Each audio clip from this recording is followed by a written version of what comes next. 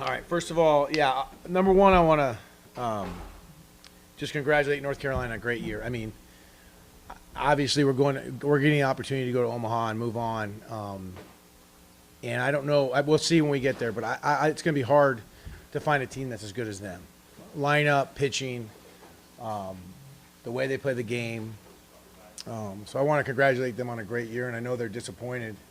And it's just this is a hard deal. I know winning is great, but sometimes you learn a lot in the losing part too. So I want to congratulate them on a great season. I want to thank our parents and alumni and fans who showed up here in Chapel Hill and in Eugene on the way here, and in Globe Life for the Big 12 tournament. Just fantastic families, and that's what, when we recruit kids, we recruit their families, and just so proud that they get the opportunity to go on to Omaha too. Raise your hand, I'll get you a question. Chip, you said all year that let's put the ball in play, make them make the outs. Right. That's supposed to be a textbook 4-6 middle play, but it ends up going in your favor. But is that just a case of just putting it in play and maybe something will happen? Yeah, I mean, obviously, it's not when it happened. Obviously, it's a great opportunity for us. It's a crack, to get through, and we did it. But I feel real bad. I've been in that situation before. I've had it in pro ball where we've lost playoff games that way, and it's not a good feeling. But you have to take advantage of the mistakes, and that's part of the game. And you're exactly right. Early middle of the year, we did a lot of swinging and missing on that pitch. So at least we made them have to make a play. Yeah, and right before that, in the top of the game, you guys had a mistake and they were not able to. And that was unlike us, and we just tried to be too quick on a double play instead of just getting the sure out. Alexander, then Michael.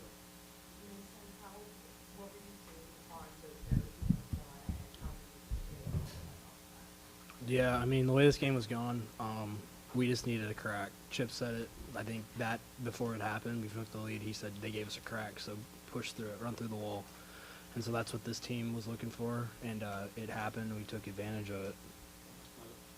Mason, can you walk us through your bat in the eighth inning, and then also just tell us what it means to you as a third-generation Wildcat to be going to the World Series? Yeah, I was just trying to put a ball in play, specifically in the air, just to get the guy in, tie the game. But they'd been shifting me the whole weekend, so I knew just stay middle of the field, and it'll find a hole.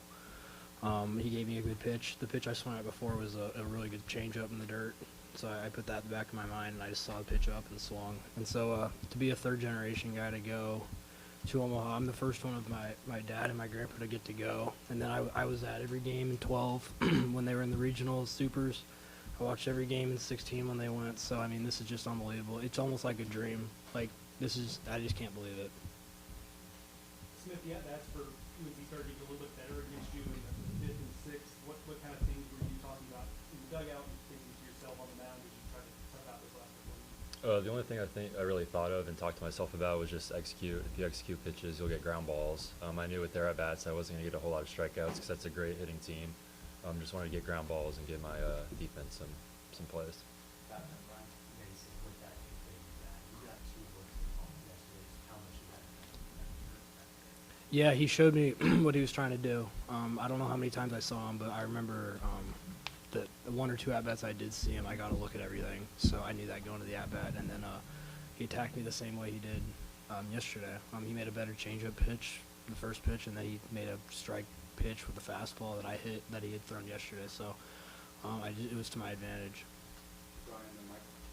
Casey, after giving up the hit yesterday, the put UNC at the hit, how much did you want to get back into the game and kind of make up for that?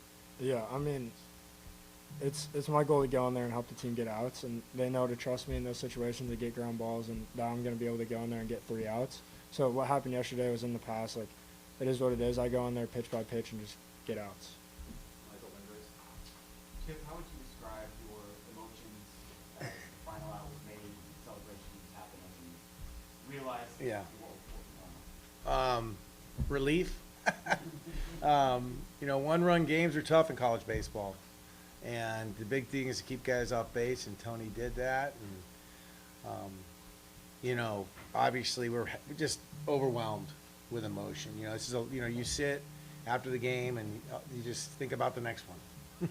So I'm just so happy for these kids. I'm happy, like I said, happy for these families. They have grinded so hard, spent so much money coming here and raising these kids and, you know, putting them in travel baseball and high school baseball. And now they get a payoff to go to Omaha. And you know, we're going to go there and put our best foot forward and try to win our 5th national championship. Jeff, can you just characterize the ability of this team to go from an 18-2 loss to that long? Yeah, they were able to flush that. We've had some issues on Fridays, and you know, once that game got out of hand, we knew that wasn't really what the score to us was. And it would, you know, look bad. I kept looking on these other games, what's in the corner. I'm like, let's just get rid of that 18-2 game. But that's who they are. They're very gritty, and the one thing they do is play pitch to pitch, like they've been talking about, and don't worry about anything else. And we've been through some tough times, and I think that was the thing with this team. We felt like this was a team that get to Omaha in the fall. We really felt like it. And then we hit some real roadblocks along the way, and it ended up being a blessing to us because we got hot at the right time. Coach, a little bit of a two-part question related to Tony Pluto. One, was there any scenario where someone other than him comes in for the last 3 outs? And then Yeah. you mentioned yesterday at the end of the press conference that you guys are chasing 5 Right. national titles. How much of that is a theme for you guys this year or just in general? No, it's been a theme since day one. Like I said, you know, in the fall we had banners up, we have T-shirts made. It's really important. You know, these guys want to make history at Arizona. This is a program that's won 4 national championships, and we want to be in Omaha, and then we want to win it. So yeah, it's been a huge theme for us. And there was a point in the season, I think everybody could, if we're honest, where it didn't look very good for us. But these kids sucked it up, and they're doing like Mason did today, what you have to do to win, and that's, you know, find the holes, and instead of, you know, going for the fences, he put his head down. I'm gonna hit a line drive to left field and get 2 runs in. Yes, after you gave up the home run, it was a walk-through that got you in trouble in that inning. Did your approach change when being behind in the scoreboard? I don't think it changed at all. I just continued to try to execute. That home run, I just didn't execute the changeup, and I knew if I got that a little bit lower, it would have been a swing and miss. But just the whole goal of the day was just to execute my pitches. Brian? Chip, I believe that tomorrow is the anniversary of when you won the national title. Yes. And that also happens And to be my, wife's birthday. that's right. But you'll get to bring her along for this one, where I believe she was not allowed to come along last time. Yeah, we didn't have girlfriends like these guys get to have their girlfriends on the road. Now that we didn't have enough money to get them to Omaha, so yeah, we had really just we started dating that year, so it's cool. Yeah, I did something like took my helmet off and rubbed my head. I said, that was for your birthday. Tommy? Coach Hale and Mason, obviously, first 2 games very different than this one. Line Right. on the mound. What was Lynch doing against you guys before you could finally get that crack in there? Yeah, I was very impressed because I felt like it was going to be a lot like the first 2 guys, and really no changeup, fastball slider. And I could tell from pitch number 1 on Brendan that there was something going on, whether it was his extension or it just was getting on our guys. And we love guys who are going to challenge the heaters, and he was beating us. So we made some adjustments, but I don't think really we ever were on to him. I think he did a heck of a job. Last one, Michael? Well, let him answer about What was that. the question again? About Lynch. So that's the difference. You guys peppered Knapp and Vaquero, and then Lynch comes in and sort of keeps it quiet a little bit. Yeah, he has a lively 95 or 4, whatever it was. It feels like 100. I think that's what was getting at us. We battle against that stuff, but when someone attacks like that and it just guy after guy gets out, I think it kind of bulldozes, you know, and collects, and guys see that. But our whole message was to beat the fastball, and he was beating us with the fastball. Yeah. So we didn't do a great job of that. He did a really good job of that, of locating the fastball.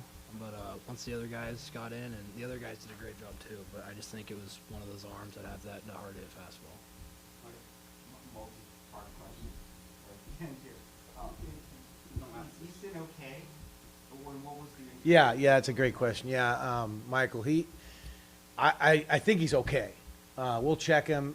We had the opportunity when that head injury or upper extremities to take him out and put him back in if we have to, if he shows okay. But James, our trainer, came right to me, and the next day he said he's not going to go back in the game. So there was some concussion like symptoms.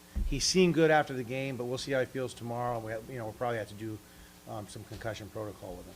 One more for Chip and then one for Mason. Smith's ability to perform in these situations, he's been the starting pitcher in 3 clinching Yes. scenarios in a row. 100%. Now he's been fantastic, and I say it again. It comes back to his upbringing. His parents are fantastic parents. He's got an older brother that's pitched all through college. He was at Grand Canyon against us this year, and those things are big. And no, there's not a moment that's too big for him, and that's from his upbringing. And then Mason, you guys will face Coastal Carolina in the first game of the College World Series. What can you tell us about the history between Arizona and Coastal? Yeah, part of this dream, it's just unbelievable that my first game I've never been to Omaha as a fan or anything. My first game to play in Omaha would be against Coastal, and that I watched every pitch of that series. And just to see a team like Coastal beat my Arizona was heartbreaking. It was just unbelievable. And I know some of the players that played on that team, so I know they're going to be watching a lot. And I feel like it's destined, like it was scripted for that way. So it's going to be awesome. Anybody else?